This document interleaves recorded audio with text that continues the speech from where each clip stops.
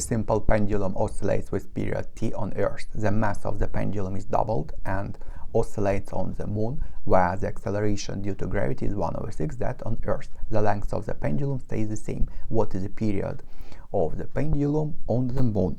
We know that the period of simple pendulum is equal to 2 pi square root of L over G, where L is its length and G is the acceleration due to gravity. This formula is given in a data booklet, and you can notice that it is independent of the mass.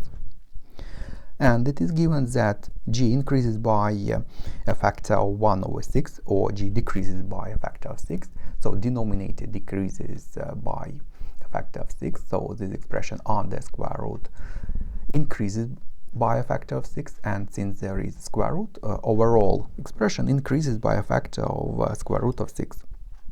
If it's not clear, on Earth period is this, then on the Moon it becomes 2 pi square root of L. L is the same, G is G over 6, which is 2 pi square root of 6L over G. Square root of a product is equal to a product of square roots, so it's square root of 6, 2 pi square root of L over G, which is T. So it's P. And that's all for this question.